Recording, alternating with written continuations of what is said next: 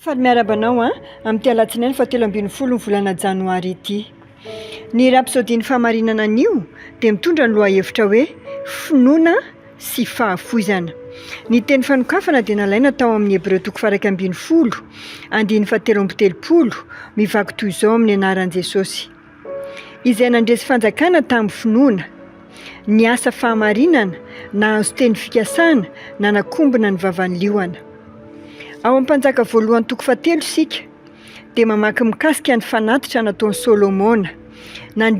Nanolotra fanatitra dorana 10 an'Andriamanitra izy.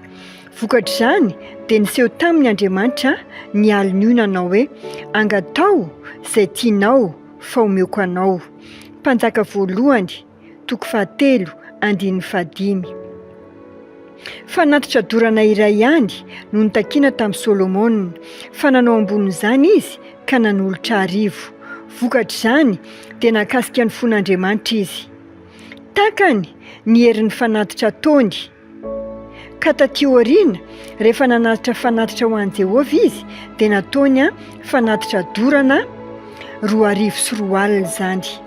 Ary teo ihany koa dia namaly azy Andriamanitra ka niteny taminy sy nanome azy ny teny fikasana. Dinio ihany koa ny ohatra tamin'ny Noa ao amin'ny Genesis 9:7. Tao aorian'ny savidrano, ny nataon'i Noa voalohany dia nanorina alitara sy nanatitra fanatitra dorana avy tamin'ny biby sy ny vorona madio rehetra, hoy ny Baiboly. Ary nandre ny antra-kasitrahana Jehovah. Ary vokatr'izany dia nanao fampanantenana mahagaga toy izao Andriamanitra. Tsy mba hanozona ny tany intsony noho ny olona, ao amin'ny Genesis 9:20, izany ten'Andriamanitra izany. Ny fanatitra nataon'i Noa dia toy ny emboka manitra niakatra ho any an-danitra, hanitra mamerivero izay nahatonga an'Andriamanitra namotsitra ireo teny fikasana sy fitahiana ho an'i Noa sy ny zanany, ka nanome azy ireo fanapahana amin'ny tany rehetra.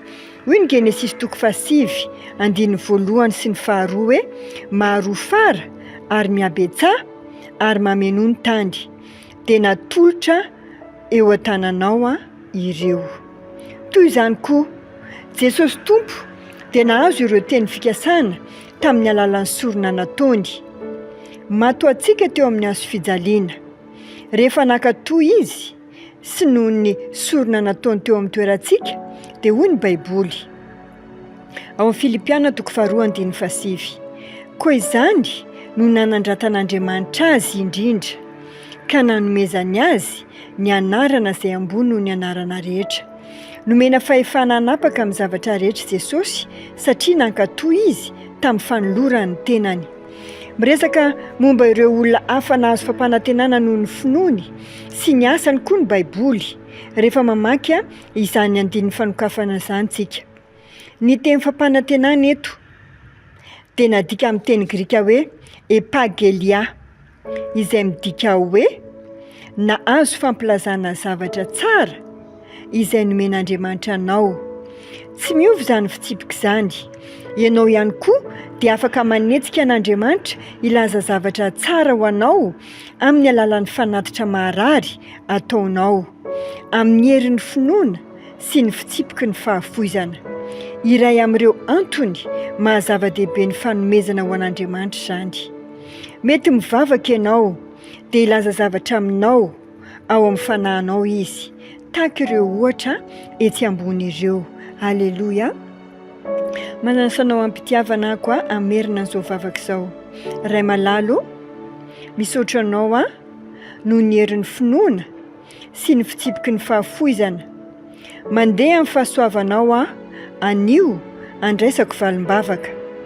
Ireo fanatitra omeko amin'ny finoana sy ny fahamarinana dia miakatra ho antra-kasitrahana eo anatrehanao ary mandeha amin'ny fahatanteran'ireo teny fikasanao eo amin'ny fiainako miaina amin'ny fanapahanao ary mandeha amin'ny fandresena amin'ny teninao.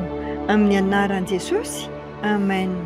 Dia mirary tontolo andro mahafinaritra ho anao tompoko, mankasitraka indrindra anao.